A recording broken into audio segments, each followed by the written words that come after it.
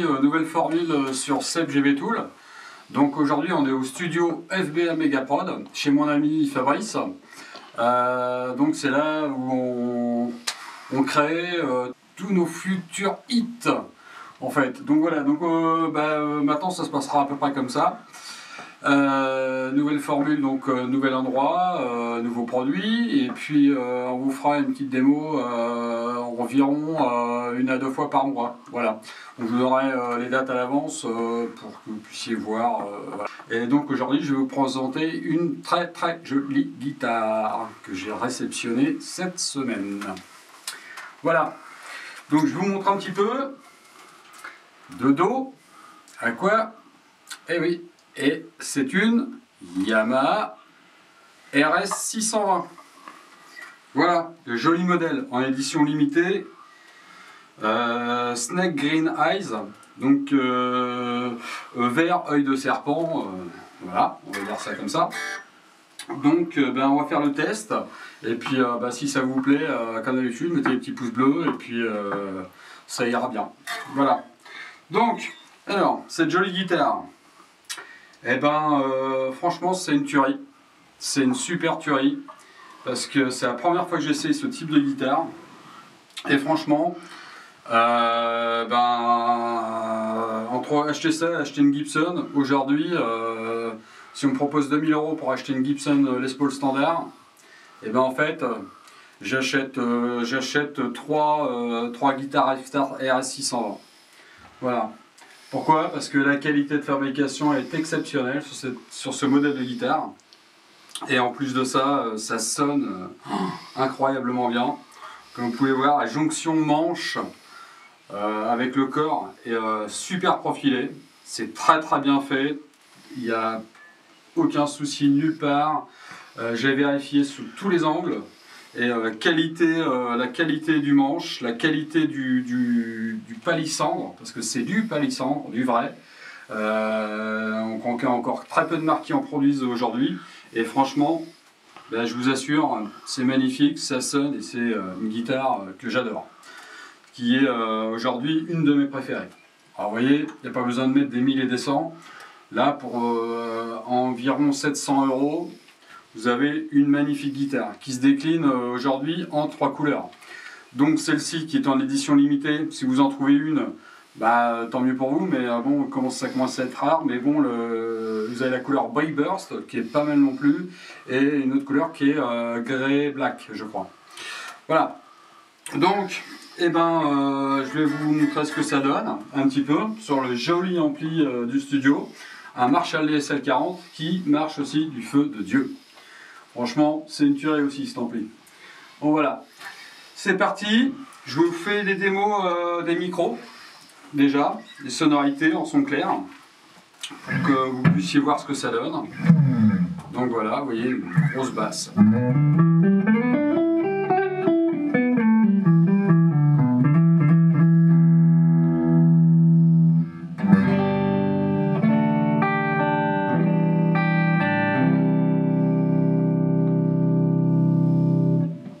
Position intermédiaire.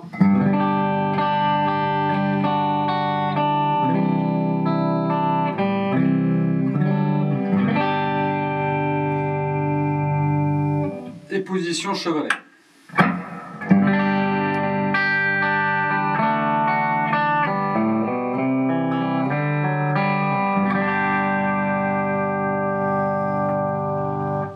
Alors ça, si ça sonne pas comme une Gibson, je vois pas. Et encore mieux parce que je trouve que le grain sonore il est vraiment très bon, vintage, puissant, malléable. Donc aussi, alors vous avez un dry switch. Le dry switch, le fameux dry switch, vous tirez le bouton et voilà, et vous avez une sonorité. Alors on dit que ça découpe, ça met en format simple. Je suis pas tout à fait d'accord avec cette théorie. Moi je pense que ça a plus un son de micro P90. Vous allez voir, la sonorité ça se rapproche plus du P90 que du micro simple de chez Fender par exemple. Et franchement c'est super. Moi j'adore les P90 déjà à la base. Donc franchement j'y retrouve beaucoup de couleurs et ça sonne super bien, regardez.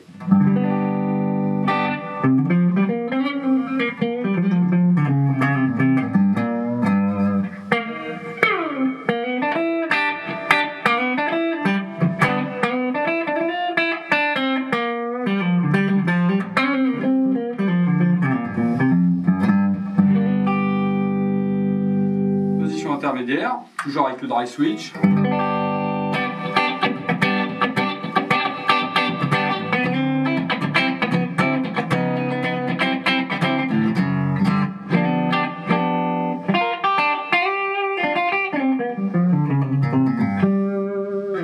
Et dernière position, position chevalet, toujours en dry switch.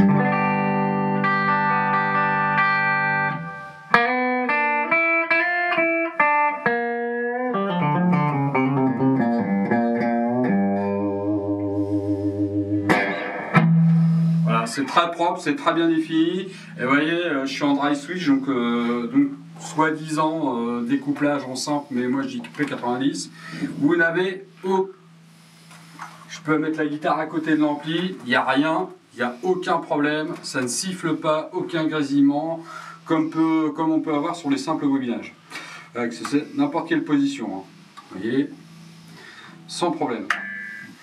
Donc voilà, je remets en position classique normale. On va juste voir un petit peu l'ergonomie de la guitare, parce que je trouve que c'est super intéressant. Vous avez un manche avec un profil qui est mi-50, mi-60. C'est-à-dire qu'en fait, il a une rondeur, donc la touche a un radius plutôt proche des années 50, donc plutôt arrondi. Voilà, moi j'aime bien, j'adore ces manches-là en général. Et en fait, vous avez une épaisseur de manche qui est on appelle un peu mid-range. C'est-à-dire qu'en fait, c'est entre gros et fin. Voilà. Et donc, et vous avez des frettes jumbo. Donc voilà, les belles frettes jumbo, on va écarter un petit peu, on va montrer ça un petit peu à la caméra. Vous avez des frettes jumbo. Mais alors, par contre, c'est génial, une vraie autoroute, franchement une vraie autoroute. Moi qui n'ai pas des très grandes mains, franchement, c'est super, je suis super à l'aise. Vous avez un excès aux aigus, vous pouvez jouer jusqu'ici sans problème, jusqu'à la dernière case. Parce qu'en fait, la jonction manche-corps est extrêmement bien faite. Là, vous n'êtes pas freiné. Regardez, j'ai qu'un doigt, j'ai des petits doigts, j'ai qu'un doigt, mon pouce, je peux le mettre jusqu'ici, sans problème. Et hop, hop, j'ai accès aux cases. Super. Génial. Et voilà. Et avec une finition exemplaire. Exemplaire. Franchement, plus qu'exemplaire. Moi, je trouve ça génial. Voilà. Donc, je vais vous faire écouter un petit peu les sonorités que beaucoup attendent, évidemment. Est-ce que ça sonne en distorsion? Et oui, ça sonne formidablement bien. Donc j'enclenche le mode distorsion que j'ai mis en gain en OD1 sur l'ampli, qui suffit largement, qui sonne déjà très très bien. Voilà, donc je vous montre.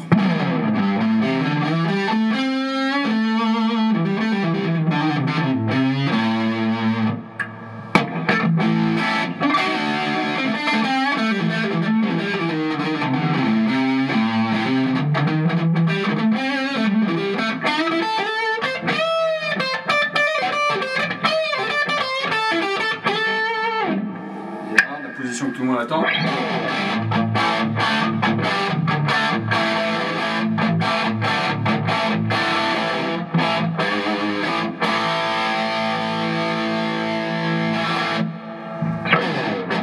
Alors c'est une super guitare, vous voyez, ça envoie du feu de Dieu. Bon, on a un ampli aussi qui marche du feu de Dieu. Évidemment, on fait un petit zoom sur le petit ampli parce que franchement, il est génial. Ça marche super. Effectivement, le seul petit défaut, et encore, trouvé dans tout ce que vous pourrez voir, c'est souvent la reverb. Bon, effectivement, mais bon, quand un ampli sonne, la reverb, une bonne pédale de reverb, en général, ça suffit largement bien. Vous voyez, déjà, c'est vraiment ultra puissant.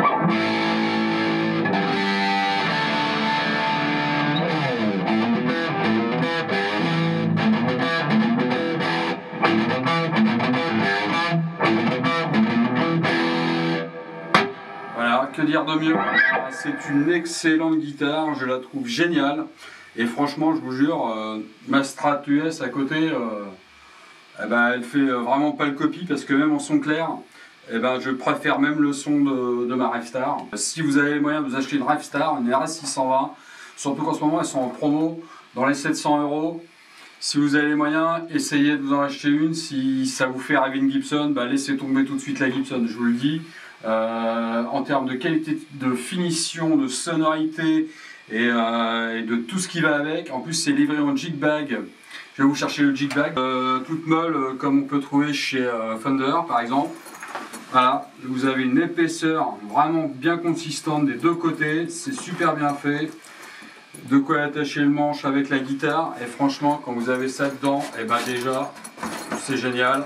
Vous avez même de quoi, vous voyez, je vais même pas enlever, mais vous avez de quoi la transporter où vous voulez sans problème. Et franchement c'est super. Donc voilà.